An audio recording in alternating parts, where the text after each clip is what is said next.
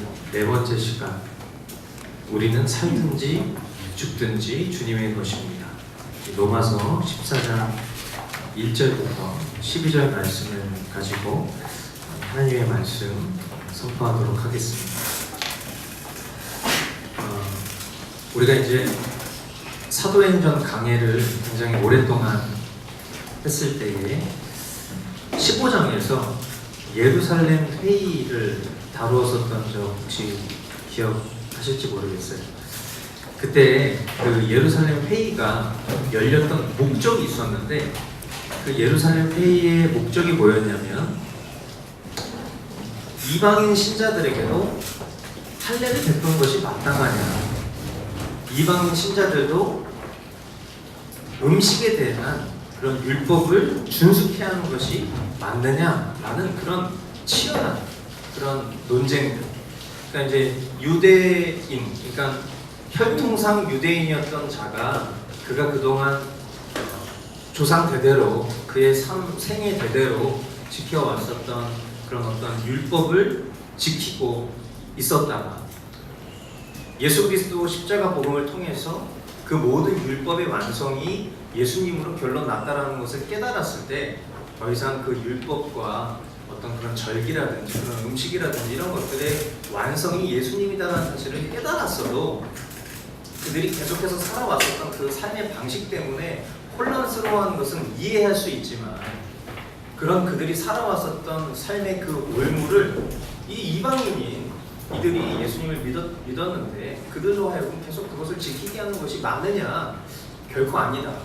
그런 부분에 대해서 우리가 지키도록 그렇게 강요할 필요가 없다라는 그런 얘기. 다만 그들로 하여금 어떤 우상의 제물과 피라든지 또 목 메어 죽인 것, 그리고 음행하는 것, 이런 것들은 지키면 안 된다라는 것, 그렇게 살면 안 된다라는 것을 결의하자라는 그런 결의가 있었던, 어떻게 보면 초대교회의 첫 공의회라고 말할 수 있는 이 예루살렘 회의에 대해서 우리가 사도행전 15장을 다룰 때 본 적이 있습니다.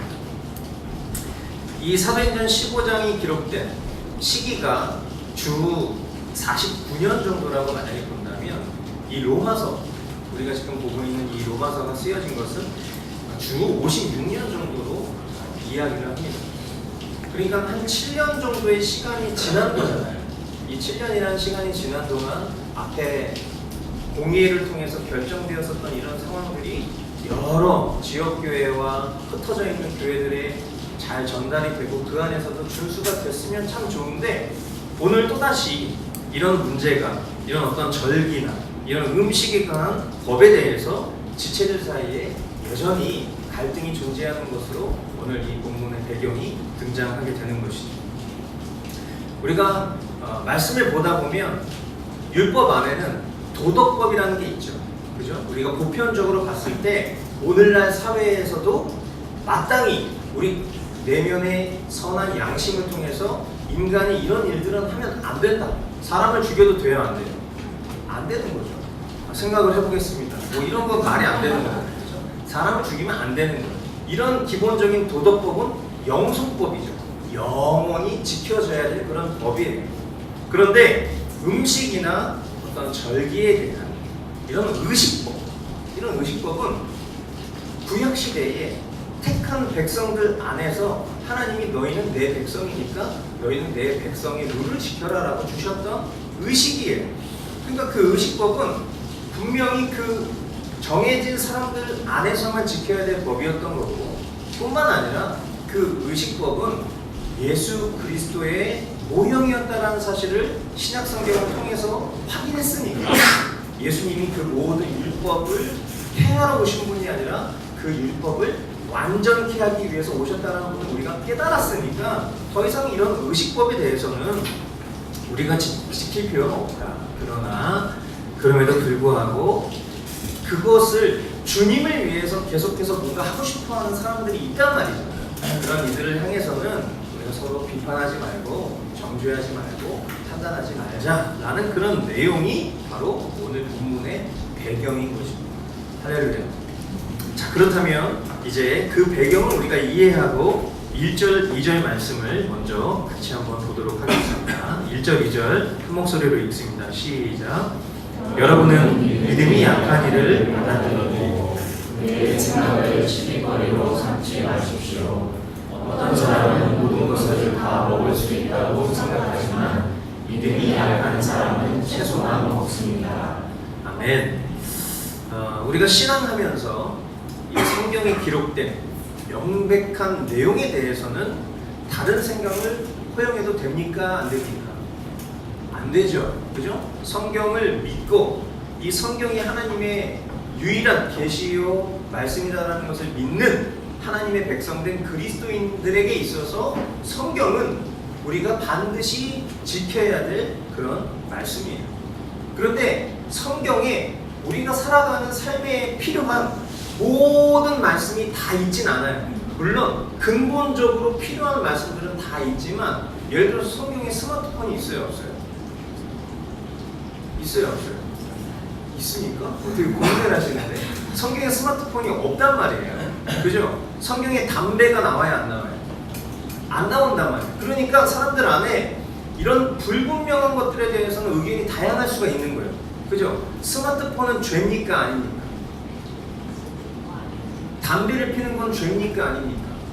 그러니까 이런 것 안에서 우리 내면에 우리가 참 그리스도인이라면 이것이 옳고 그름의 문제를 일단 떠나서 스마트폰이라는 것이 하나님을 영화롭게 할 수 있는 방편으로 선용된다면 좋은 것이지만, 내 정욕을 추구하는 목적으로 많이 사용되면 그것은 죄의 경로가 될 수 있지, 이런 생각을 할 수 있는 거예요. 그죠? 담배가 좋은 겁니까? 네, 담배는 그냥 보편적인 사회에서도 좋지 않아요. 그래서 담배 피는 사람들은 다 어떻게 돼요? 건물 밖으로 쫓겨나서 어딘가 이렇게 칸막이 쳐 있는데 안에서 너구리굴처럼 그 안에 들어가서 하고 있잖아요. 그죠? 그런 것이 보편적인 사회 안에서도 옳지 않다는 것을 안단 말이에요. 근데 그리스도인들 안에서는 그것을 어떻게 해서든지 뭔가 합리화하고 싶어하는 마음. 좋은 것 안에 경고문이 있진 않잖아요. 술 좋은 거예요, 나쁜 거예요? 취하시면 안 되죠? 자꾸 이렇게 얘기하고 싶어하는 거예요, 우리 마음에는. 취하지만 않으면 되는 거예요. 경고문이 있을 이유가 없는 거예요. 지나친 음주는 간암을 걸려가지고 건강을 해하게 할 수 있습니다. 그런 좋은 거 안에는 그런 게 있을 리가 없단 말이죠. 근데 우리 인간 안에는 어떻게 해서든지 그렇게 나쁘다라고 보편적으로 여겨지고 내 안에 선한 양심 속에서도 이것이 결코 나에게 이로움이 되지 않는다는 것을 알면서도 뭔가 그것을 좀 어기고 싶어서 이것을 자꾸만 변형시켜서 다른 방편으로 적용해서 이해하고 싶어하는 그런 죄성이 있을 수 있다는 거예요. 그 있을 수 있는 것에 대해서 우리가 그 사람의 믿음 수준을 거기까지로 보고 그 사람을 그 상황에서 판단하고 정죄하는 것이 더 나쁜 일이다라는 것을 지금 얘기하고 싶은 거예요. 그러니까 나쁜 건 나쁜 거지만 그 나쁜 것을 좋은 거로 여기고 싶어하는 믿음 수준이라는 거예요. 그 사람이 믿음의 과정 중에 있다라는 거예요. 그랬을 때 그 사람을 그렇게 막 그 사람의 어떤 믿음을 시비거리로 삼지 말고 그들을 용납할 수 있어야 한다. 아멘. 네, 말씀도 이렇게 얘기했다고 용납 당해야지, 나는 용납 당하는 대상이 되고 싶어, 이제 그런 마음으로 이렇게 불필요한 것에 믿음을 쓰시지 않기를 바랍니다. 아멘이시죠? 그들을 용납할 수 있어야 되는데 그 용납할 수 있는 이유에 대해서 이제 3절, 4절이 이야기하는데요. 자, 3절, 4절 같이 한 목소리 읽어보겠습니다. 시작. 먹는 사람은 먹지 않은 사람을 신경내지 말고 먹지 않는 사람은 먹는 사람을 받아들이지 마십시오. 하나님께서는 그 사람도 받아들이셨습니다. 우리가 그의 위에 남의 죽음을 비판하니까 그가 서 있든지 넘어지든지 그것은 그 주인이 상관할 일입니다. 주님께서 그를 서 있게 할 수 있으시니 그는 서 있게 될 것입니다. 아멘. 우리가 믿음이 연약한 사람들을 용납해야 되는 이유를 지금 여기서 얘기를 해줘요. 그게 뭡니까? 하나님께서 그 사람을 받아들이셨기 때문이라는 거예요. 아멘. 모든 성도라면 다 하나님의 종입니다. 아멘이시죠? 하나님은 우리의 주인 되십니다. 아멘이시죠? 종된 우리는요, 하나님의 일방적인 은혜, 우리 편에서 어떤 은혜의 근거를 조금도 찾을 수 없는 존재인데 하나님의 일방적이고 전적인 은혜로 인해서 전적으로 타락하고 영원한 사망 가운데 놓여질 수밖에 없었던 처지에서 영원한 생명을 누릴 수 있는 하나님의 백성된 신분을 입은 자들이에요. 아멘. 저와 여러분들이 그런 은혜를 입은 자들이라고. 그런데 여전히 옛 습관을 벗어버리지 못하고 스스로 왕노릇하는 거를 너무 즐겨하는 거죠. 스스로 주인 행세하는 걸 너무 좋아하는 거예요. 내 주인이 계신데 옛 습관을 버리지 못해서 내가 왕이 되고 내가 또 주인 되고 싶어하는 자리에 어느 순간 올라가 있는 거예요. 그 자리에 올라가면 어떤 일을 합니까? 다른 사람을 판단하고 정죄하게 된다는 거예요. 그러니까 이게 얼마나 하나님 편에서 보셨을 때 통탄할 만한 일이겠냐고. 뭐 죽을 만한 녀석 건져가지고 은혜로 다 살려주고 입혀주고 씻겨주고 깨끗하게 만들어줬더니 하나님 머리 꼭대기 올라가서 다른 사람들을 막 판단하고 있으니 얼마나 하나님 보시기에 통탄할 만한 일이겠냐고. 믿음이 연약한 사람들이 서고 넘어지는 것은 그 주인 대신 하나님께 속한 거라는 거예요. 주님이 일으키시겠다 하면 기필코 일으켜 세우실 수 있다는 것을 우리로 하여금 기억하라고 말씀하고 계신 거예요. 아멘. 누구든지 다 처음부터 믿음이 좋았던 사람들은 없어요. 이 말씀을 우리가 두 가지 방향으로 잘 이해해야 해요. 어느 정도 내가 말씀의 꼴을 먹고 내 신앙 안에 믿음의 문틀을 쌓아가고 있는 그런 사람이 다시금 퇴보해서 옛 자아의 길을 그렇게 살아도 된다라는 방편으로 착각해서 나는 믿음이 아직 부족해 라고 생각하는 그런 경우를 우리는 바람직한 경우라고 생각하진 않잖아요. 그러니까 누가 봐도 이제 믿은 지 얼마 되지도 않았고 그리고 말씀의 꼴을 스스로 먹을 수 없는 그런 연약한 존재예요. 그런데 그런 연약한 존재가 이렇게 카페거리에서 이제 예배 끝나고 집에 가려고 하고 있는데 저 옆에 깜부치킨에서 맥주를 먹고 있는 거야. 그럼 어떠겠어요? 세상에 어떻게 저럴 수 있어? 불경건해. 저 사람은 교제하지 말아야겠어. 이렇게 해야 되냐고 지금 성경이 말하고 있으니까 그게 아니라는 거예요. 어떻게 해야 돼? 못 본 척하고 지나가시고 그 지체를 위해서 기도하셔야지. 그리고 저한테 얘기를 하세요. 그럼 제가 알아서 조치를 할 거예요. 네. 여러분이 괜히 여러분이 죄의 도구로 쓰임 받는 걸 원치 않아요. 네. 그러니까 성경에 보면 지도자의 역할이 있잖아요. 그죠? 그러니까 네, 잘 얘기를 하면 제가 알아서 잘 알아듣게 뭐 그 사람의 그 기질에 따라서 이렇게 타일릴 수도 있고 아니면 뒷골목으로 데리고 갈 수도 있고 그거 아니겠어요? 그러니까 그런 걸 여러분들이 발견하셨을 때는 여러분들이 막 판단하고 여러분들이 찾아가서 막 이렇게 뭐 권면을 해야 돼 이럴 생각하지 마시고 기도하시란 말이에요. 그 지체의 믿음이 견고하게 성장할 수 있도록. 그리고 내가 그 지체를 함부로 판단할 것이 아니죠. 나도 내 삶의 영역에서 이와 같이 미성숙한 부분이 있다는 것을 깨닫는 것이 은혜예요. 그래서 하나님 제 안에 그런 제 연약함을 발견할 수 있는 은혜를 주십시오. 그리고 지체를 미워하지 않고 사랑하고 기다려줄 수 있도록 인도해 주십시오. 그런 마음을 품는 것이 중요하다는 것입니다. 아멘. 자, 5절로 6절 말씀. 또 어떤 사람은 이날이 저날보다 더 중요하다고 생각하고 또 어떤 사람은 모든 날이 다 같다고 생각합니다. 각각 자기 마음의 확신을 가져야 합니다. 어떤 날을 더 존중히 여기는 사람도 주님을 위하여 그렇게 하는 것이요 먹는 사람도 주님을 위하여 먹으며 먹을 때에 하나님께 감사를 드립니다. 그리고 먹지 않는 사람도 주님을 위하여 먹지 않으며 또한 하나님께 감사를 드립니다. 우리가 이제 앞에서 음식 문제에 대해서 얘기를 했다면 이제 절기 문제에 대해서 얘기를 하고 있는 것이죠. 로마 교회에 어떤 이들이 이 절기를 계속 지키려고 노력을 했던 것 같아요. 절기를 지키려 했던 것이 그 절기를 지키는 사람 마음 편에서 주님을 위해서 한 거라면 괜찮다라는 얘기를 하고 싶은 거예요. 결론적으로 우리가 토요일이 안식일이잖아요. 그죠? 오늘은 주일이에요. 토요일날 안식일 모임을 하겠습니다.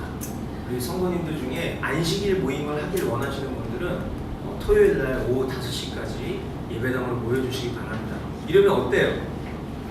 마음이 편해요? 불편해요? 좋아요? 당연히 불편하지. 그죠? 당연히 불편하지. 왜? 우리는 이미 이 모든 것들의 완성이 예수 그리스도라는 걸 알고 있기 때문에 우리는 주의를 지키는 사람들이잖아요. 그런데 만약에 우리 중에 그럼에도 불구하고 나는 이 하나님 사랑하는 마음을 더 표현하고 싶어서 나는 토요 안식 모임을 만들고 싶습니다. 그렇게 강행하시면 저는 다른 교회로 안내를 해드릴 거예요. 그런데 근본적으로 지금 성경이 얘기하고 있는 방향성은 뭐냐면 그게 그 사람 내면의 중심을 우리가 다 들여다볼 수는 없지만 진짜 하나님 편에서 봤을 때 그 사람이 그걸 하나님을 사랑하는 마음 때문에 하고 싶어서 그런 거라면 보다시피 이게 지금 잘 모르고 믿음이 연약하니까 이런 행위를 하고 있는 거니까 스스로가 성령의 인도하심을 받아서 깨닫게 될 때까지는 그 지체가 그렇게 할 수 있도록 일부분 허용하고 좀 내버려둬도 괜찮다. 오히려 그런 불편한 마음을 갖고 있을 그때에 감사하십시오. 지금 이렇게 얘기를 하고 있는 거예요. 그러니까 한마디로 이런 비본질적인 그런 문제에 대해서 서로 논쟁하면서 정답을 따질 바에는 그래서 서로 마음 상하고 막 이 공동체가 막 흩어지고 뭔가 균열이 생길 바에는 용납하고 사랑하는 것을 선택하는 것이 주인 대신 하나님을 영화롭게 하는 일이다 라는 것을 말씀하고 있는 거예요. 이 자리에 계신 분들 중에 상당 부분은 제가 이런 일들을 겪어봤던 것을 아시잖아요. 그죠? 제가 같이 동역했던 분이 이제 이런 문제에 빠져서 이렇게 살아가시는 지금도 어떻게 보면 그런 삶을 살아가고 계신데 그 모습이 제 편에서 봤을 때는 어떻게 보이냐면 복음에서 결론 난 게 아니라 복음을 지나쳐 간 것처럼 보여요. 제 편에서는, 제 인간된 편에서는. 그런데 제가 이 말씀을 준비하면서 인정하고 싶지 않고 깨닫고 싶진 않은데 깨닫았어요. 뭐냐면 그거는 주인 대신 하나님이 알아서 할 문제인 거예요. 그죠? 주인 대신 하나님이 알아서 하실 문제고 내가 왈가불가할 문제가 아니다. 그죠?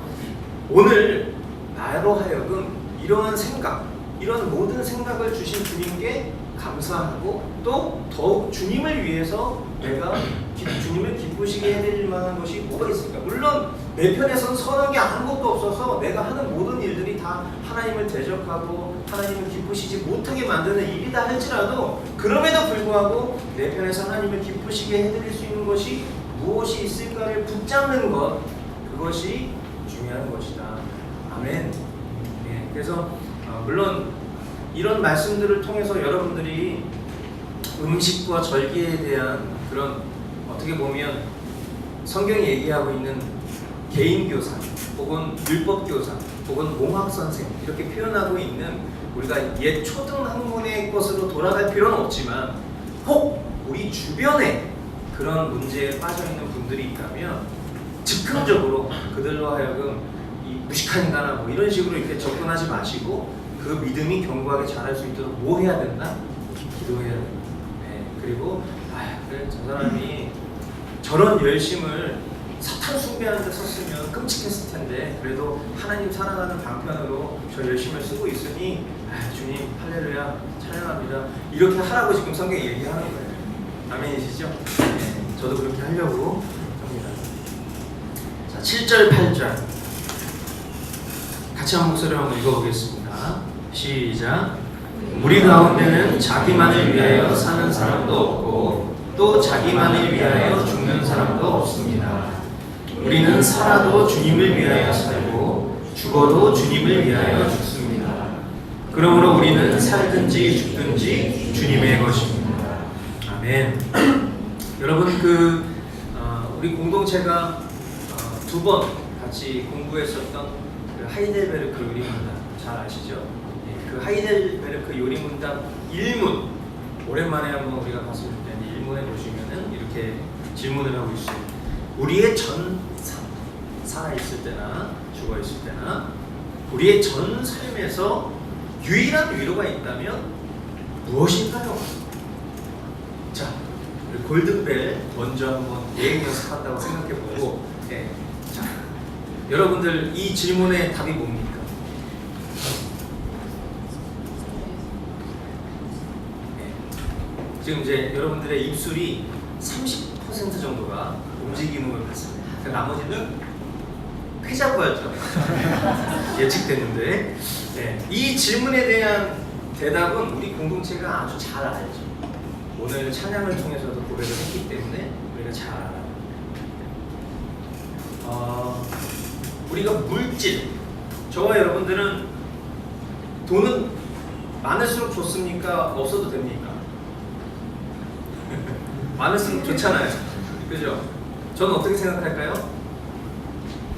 돈 많을수록 좋다고 생각할까요? 아니면 돈 따위는 필요 없다고 생각할까요? 많을수록 좋다고 그렇게 보이나요? 저도 네, 돈 많으면 좋죠. 돈이 많으면 위로를 얻습니다. 막 위로가 돼. 든든해요. 그죠?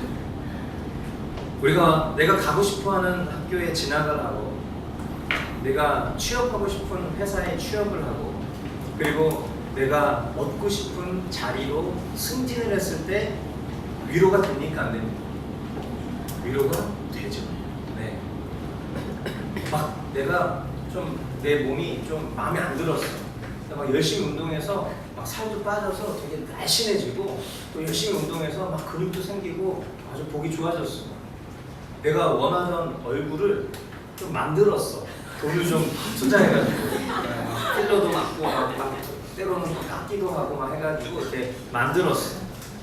그리고 내가 갖고 싶었던 거, 소유, 그런 것들을 얻었어. 위로가 돼요? 안 돼요? 위로가 됩니다. 이거 위로 안 된다고 얘기하면 곤란한 사람이에요. 문제가 있는 사람. 그리고 분명히 위로가 있는 거예요. 분명한 위로가 있어요. 있어요. 그런데 유일한 위로가 뭐냐? 만약에 우리에게, 너에게 있어서 유일한, 우리 그런 뭐 저희 아이들하고 그런 게임 많이 하거든요. 뭐 월드컵 게임, 뭐 이상형 월드컵 이런 것처럼 자기가 좋아하는 것만 서로 이렇게 모대 뭐 메시 대 호날두 뭐 이렇게 해가지고 이제 거의 이게 이제 맨 마지막 질문이에요. 옛날에는 메시 호날두 하면 호날두였는데 날방두잖아요. 그래가지고 메시 호날두 하면 이제 무조건 메시야. 어쨌든 이런 식으로 이제 우리가 나에게 위로가 되는 것들을 서로 견주어가지고 딱딱딱딱 올라갔을 때 제일 최종적인 유일한 위로가 뭐냐? 그럼 이제 우리가 뭐 메시 그러면 메시로 게임을 끝내야 되는데 꼭 우리 중에 바리새인 같은 인간이 있어요. 메시 예수님 막 이래. 그럼 뭐 어쩔 수 없는 거야. 예수님이지. 그죠?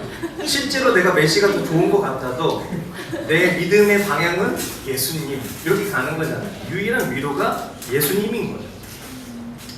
우리가 인생의 끝, 우리가 살아가는 인생의 끝을 우리가 명백하게 알 수 있다면 그 끝에서 만약에 우리가 내일 죽어요. 내일 죽어. 그럼 오늘 내가 뭐를 붙잡을 거냐? 이게 유일한 위로를 결론 짓겠죠. 그죠? 오늘 내가 뭐에 가장 큰 위로를 삼을 거냐? 이게 나의 결론인 거예요. 그랬을 때 우리가 앞에서 얘기했었던 나에게 위로가 되는 것들은 분명 우리가 내 삶의 끝이 오늘이 마지막이라는 것을 알게 되면 그런 것들은 우리에게 전혀 중요하지 않은 것들일 거예요. 그죠? 내일 당장 나의 삶이 끝인데 오늘 내가 뭐 이렇게 턱을 깎으러 가겠습니까? 오늘 내가 차를 사러 가겠냐? 오늘 내가 아파트 계약을 하겠냐? 그죠? 너무나 당연한 거예요. 죽음의 문턱에서 우리 자신의 자금을 깨닫고 내가 바라고 쫓던 것들이 허무한 것이다라는 것을 깨닫게 되었을 때 우리는 영원한 것에 대한 존재적 갈망을 느낄 수밖에 없는 그런 존재인 것이죠. 아멘. 그렇기 때문에 성경이 요청하는 지혜로운 사람, 하나님께 속한 자, 이 사람이 지혜로운 사람이죠. 이 지혜로운 사람들은요, 우리 인생 전부를 후회할 결정으로부터 벗어나기 위해서 참되고 영원한 것을 지금부터, 그때 가면 그렇게 해야지. 그때를 모르니까, 우리의 마지막을 모르니까 언제부터? 지금부터 그 영원한 것, 나의 유일한 위로만을 붙잡고 살아가기를 힘쓰는 사람이 어떤 사람이라고요? 지혜로운 사람이라면 그런 사람이에요. 그렇다면 우리의 유일한 위로는 무엇입니까?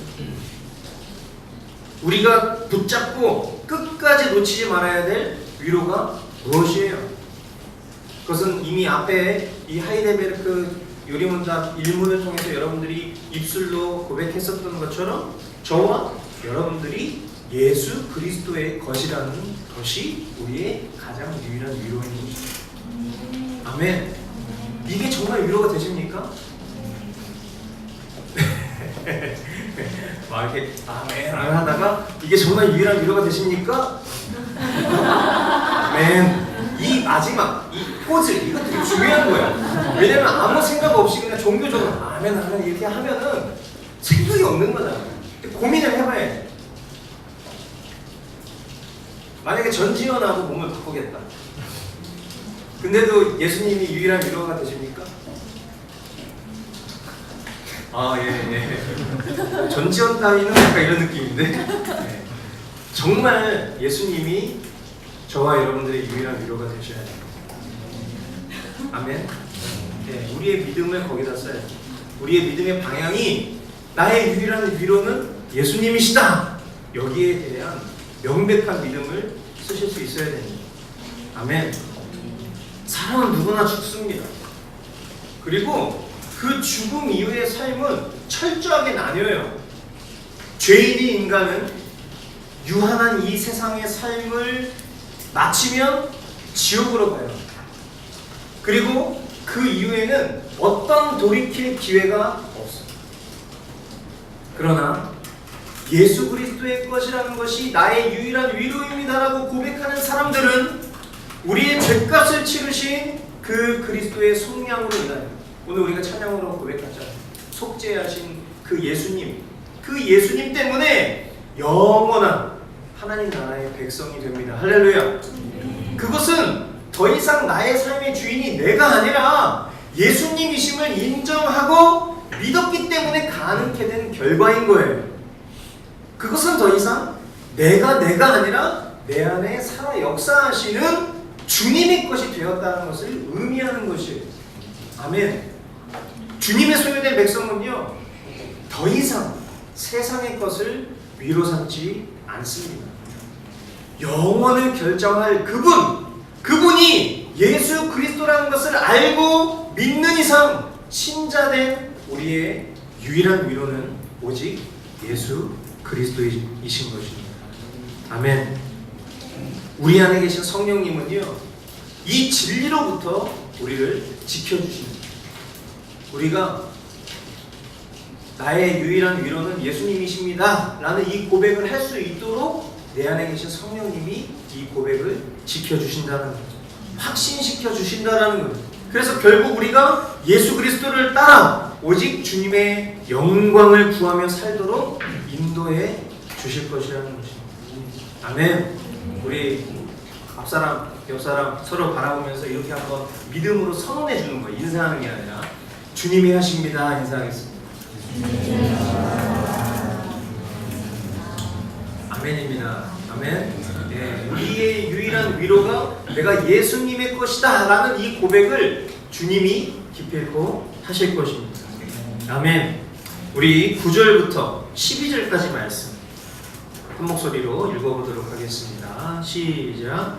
그리스도께서 죽으셨다가 살아나신 것은 죽은 사람에게도 산 사람에게도 다 주님이 되시려는 것이었습니다.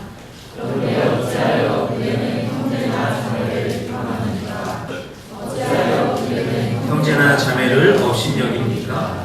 우리는 모두 다 하나님의 심판대 앞에 서게 될 것입니다. 성경에는 이렇게 기록되어 있습니다. 주님께서 말씀을 하신다. 내가 살아있으니 모든 무릎이 내 앞에 꿇을 것이요 모든 입이 나 하나님을 찬양할 것이다.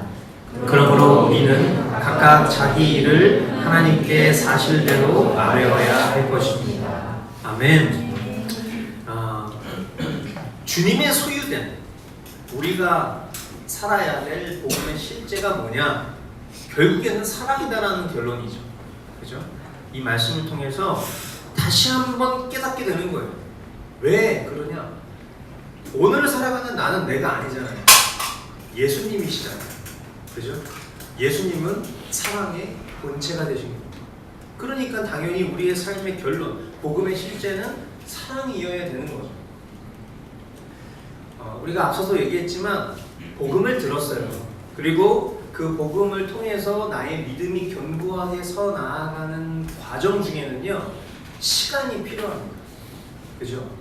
물론 성경의 여러 인물들을 분석해 보면 사도 바울처럼 주님을 만났다면 급진적으로 그 삶의 태도와 방향성이 바뀌는 사람들도 있지만, 시간을 통해서 베드로나 어떤 이런 그 예수님의 제자들도 시간이 필요했잖아요. 그죠? 예수님을 배반했었던 때가 있었단 말이에요. 겉으로 봤을 때는 믿음이 없는 삶인 것처럼 보였던 시간도 있었단 말이죠. 누구나 다 동일하게 예수님을 믿었을 때 그 동일한 태도와 삶의 방식이 드러나는 것은 아니에요. 시간이 필요해요.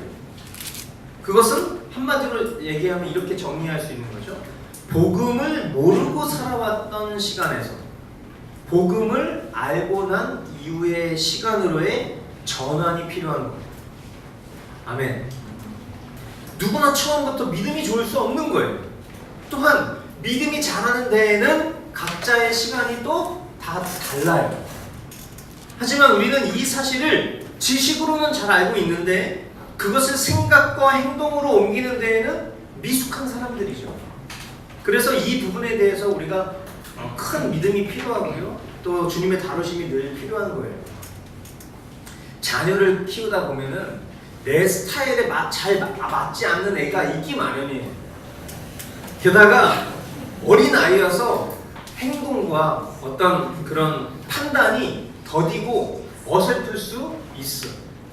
그런데 때때로요, 이런 것들을 무시하고 아이에게 어른 수준의 어떤 판단이나 행동을 요구하는 나, 따라오지 못한다고 아이에게 소리치고 있는 나, 이런 모습들을 발견해요.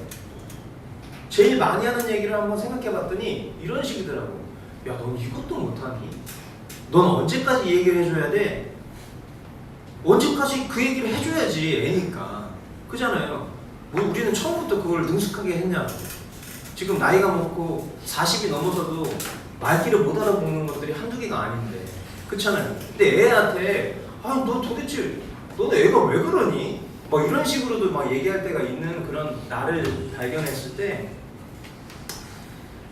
나 역시도 그런 어린 아이의 시간을 보냈고, 그리고 하나님 보시기에는 장성한 성인이 됐어도, 어른이 됐어도, 이제 중년을 향해 가는 그런 나이에 접어들었어도 그런 미숙함을 여전히 하나님께서는 판단하지 아니하시고 정죄하지 아니하시고 나를 지켜가지고 계신다는 것을 지식으로 아는데, 내 아이한테는 내가 그렇게 행동하는 모습들을 볼 때가 있다는 거예요. 그러니까 우리가 이렇게 지식과 내 삶이 연결되는 것이 이렇게 힘든 거죠.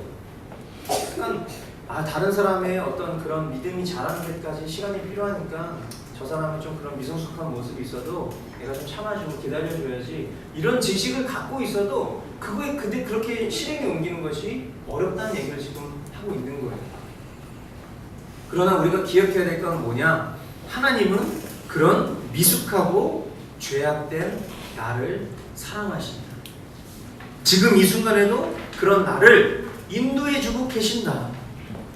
더디고 심지어 죄악되어도 기다려주시고, 또 그 죄의 짐은 이미 2000년 전에 다 덜어주셨다.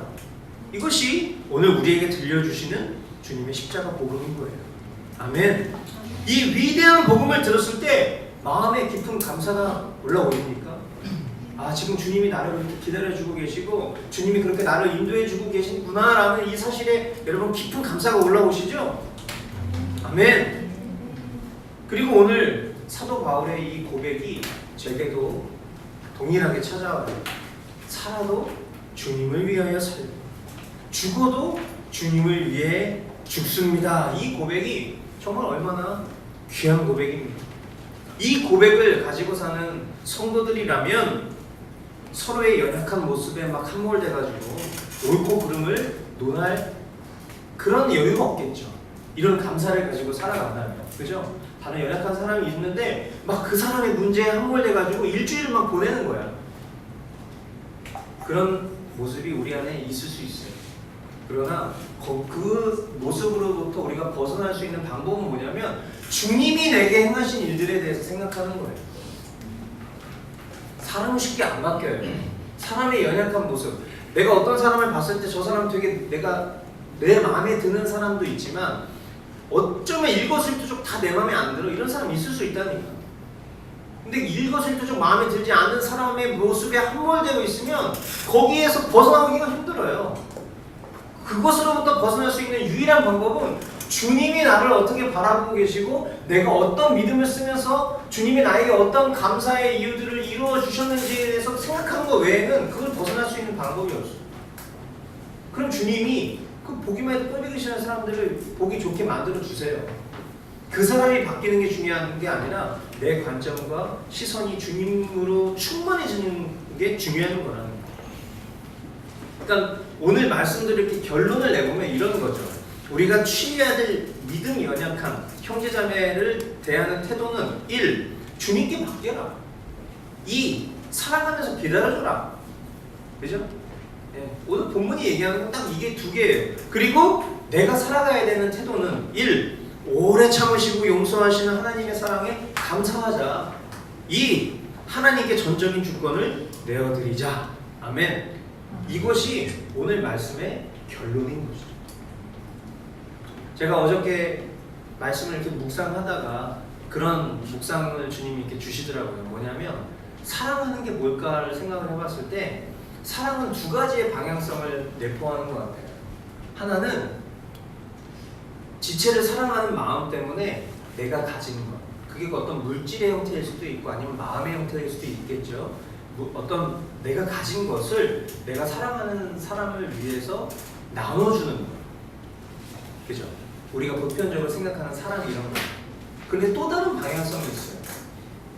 이거는 뭐 진리라고 얘기할 수는 없는데 그냥 주님이 제게 주신 마음인데 뭐냐면 미워하지 않는 거예요. 사랑은 뭐냐? 미워하지 않는 거예요. 그렇지 않습니까? 미워하지 않는 것만으로도 우리는 굉장한 사랑을 하는 영역이라고 좀 봐요. 우리는 꼭 어떤 사랑을 했을 때 그냥 막 뭔가를 퍼주고 나눠주고 막 흘려주고 이런 것만을 생각하는데 물론 그것도 사랑이지만 진짜 우리가 힘겹게 할 수 있는 일들, 그건 뭐냐면 미워하지 않는 거예요. 쉽진 않아요. 그런데 성령님께 계속 구하는 거죠. 왜냐하면 사랑도 내 힘으로 불가능해. 그죠? 내 힘으로 불가능해, 사랑이. 그러니까 사랑도 주님이 하셔야 되는 거니까 주님께 기도할 때 이렇게 기도할 수밖에 없는 거예요. 주님, 사랑할 수 없는 자로 하여금 사랑할 수 있는 자가 되게 해주십시오. 미워하기 좋아하는 저로 하여금 미워하지 않도록 인도해 주십시오. 하실 수 있겠습니까? 주님이 우리에게 요구하시는 이 인내와 그리고 주님께 온전히 맡기는 일들, 그리고 다른 사람의 어떤 문제에 함몰되어 있지 않고 주님이 내 삶 가운데 이루신 일들을 감사 찬양 올려드리면서 전적인 주권이 이미 주님께 속해 있음을 인정하면서 다른 이에게 내 것을 흘려주고. 그러니까 우리나라 그 속담에 미운 놈 떡 하나 더 준다. 진짜 이건 복음이에요. 그렇지 않습니까? 우리가 나한테 잘하는 사람한테는 막 아낌없이 다 주잖아요. 거금을 쏟아라도 막 선물을 막 준단 말이야. 그죠? 근데 미워하는 놈한테 어떻게 해요? 네 돈 좀 사먹어라. 이런 식이잖아. 우리가 하는 태도들이, 제가 하는 태도가 아주요. 그런데 그런 이들에게 더 미워하지 않는 것을 뛰어넘어서 기다려주고 용납해주고 내 것을 아낌없이 흘려보내줄 수 있는 것이 얼마나 주님다운 모습인가, 얼마나 그리스도적인 것인가 라는 생각을 오늘 이 말씀들을 통해 깨닫게 되는 거예요. 오늘 저와 여러분에게 허락하신 이 말씀을 따라서 부디 머스트 공동체는 심판의 자리에 서는 자들이 아니라 더욱 사랑하는 자리에 있기를 주님의 이름으로 축원드립니다. 쉽지 않은 이 싸움에 주님만 기대하고 주님이 하십니다. 아멘. 기도하겠습니다.